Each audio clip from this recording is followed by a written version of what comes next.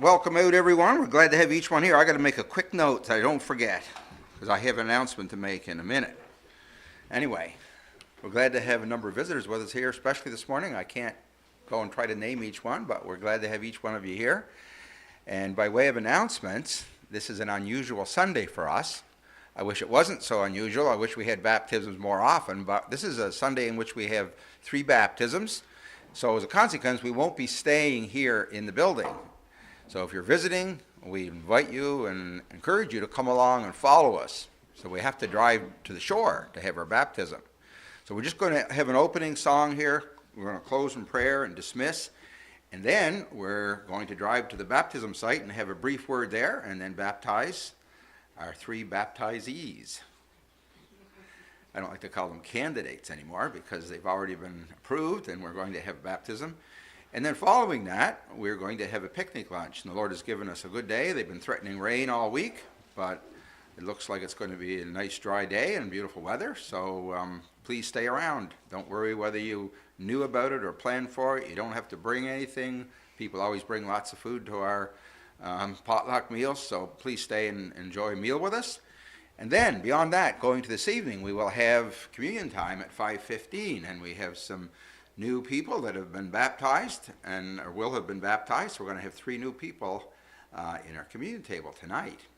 And we believe, of course, that people should be saved, baptized, and added to the church to be able to partake of the communion table. It's a certain order that's set forth in Acts chapter 2. If you're visiting here and of like mind, if you've been saved and baptized and believe in the New Testament order, then you're welcome to attend as a visitor. Following that, at 6 o'clock, we have our Sunday evening service. And so this is going to be our Bible study for tonight on the book of 2 Corinthians. We've been going through now for many weeks. And then continuing through the week, I should make an announcement here. I've finally gotten this thing all organized. This is my new invitation. Joe was helpful this week, and we got a bunch of them printed off, and it looks like it says God wrote a book, and then the last part of it is basically an invitation with details on the church. So I did this especially with a view to reaching out to our community. So what I'd like to have is a meeting again. It's been a while since we had one. I'd like to have a meeting with those that are interested in baptism. We don't have a evangelism committee as such, but those that are interested in evangelism, we would like to have a meeting. I'm going to tentatively say Tuesday evening at 7. If you guys get around to me afterwards and say we just can't make it, it's a bad, we'll change it. But we'll tentatively set Tuesday evening at 7 for a meeting on evangelism with a view to planning some outreach in the community. Then next Lord's Day, Sunday school at 9:45 again, the morning service at 11, and our evening meetings the same time as tonight. All right, we're just going to open with a hymn, number 292. I'm going to ask Stephen to come and lead Surely Goodness and Mercy.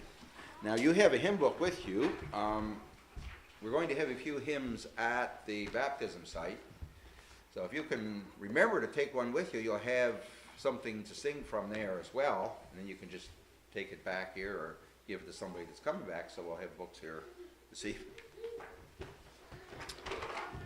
All right, 292. If you found your way there, stand with me, please, as we sing Surely Goodness and Mercy.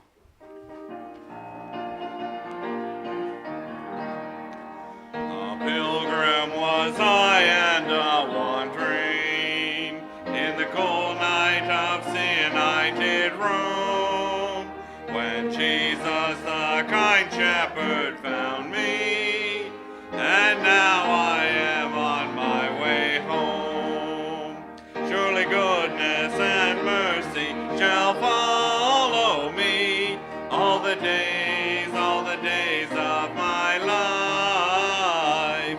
Surely goodness and mercy shall follow me all the days of my life. He restoreth my soul when I'm weary. He giveth me strength day by day. He leads me beside the still waters. He guards me each step of the way. Surely goodness and mercy shall follow me all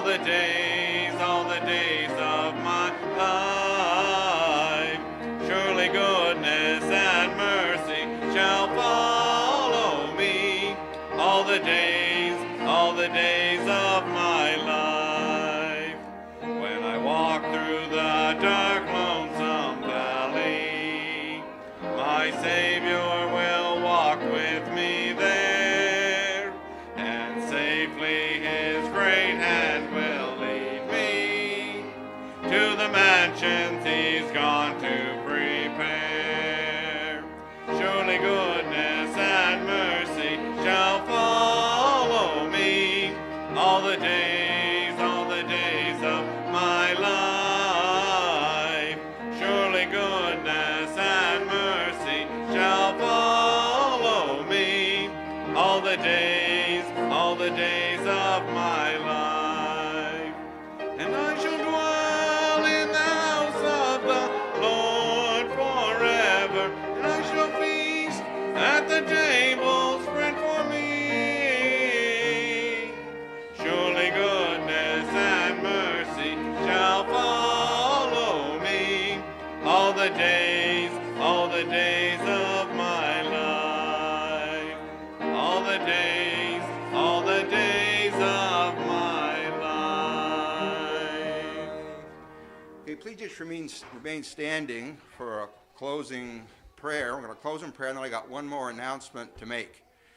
I'm going to ask maybe Barry if you would lead us in prayer. Lord, Heavenly Father, we thank you for the opportunity to gather again in your house. We thank you for this occasion today, Lord, where we can see the will of the Lord carried out in the lives of young people, where they're step of obedience and willing to be baptized, Lord. We thank you for this. We thank you for them. We ask your blessing upon each one who takes in this baptism today, and for all those with it, Lord. We thank you, Lord, for your saving grace. We ask that you would just bless and remain with the service, baptism service today. In Jesus' name we pray. Okay, my last announcement is in regard to the trip there. We're trying to get everything done in a short time.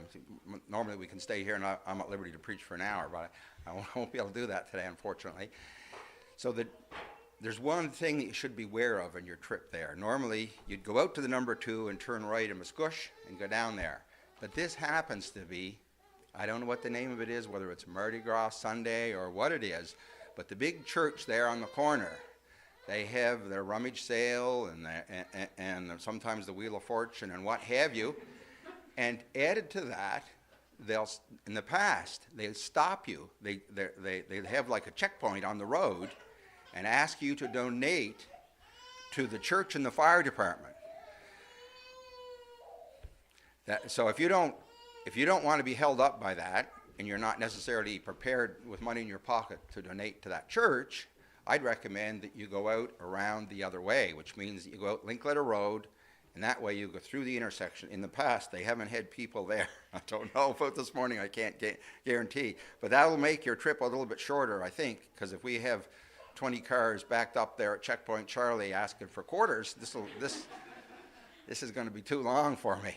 So if you don't know the way there, Do we go the Allen Road? Or no, you just keep going out here as if you're going the long way around, out Harbor Drive, out South Drive. When you just start South Drive, there's a turn to the left called Linkletter Road. And it works its way out around until there's an intersection that you turn right and you go up straight through the intersection of Musquesh that way. So follow somebody if you don't know the way, or most people, I think. where are the lights? Like that? Just before that corner, the road veers off to the right. There's a kind of a little island there. Where's the checkpoint Charlie? It's usually on the number 2. Now, maybe some of you want to go that way, but I'll leave that with your own choices. But we're going to try to get started as soon as we can. So if you're held up there paying money for that, you may miss part of it. All right, we're dismissed. Don't forget your hymn book.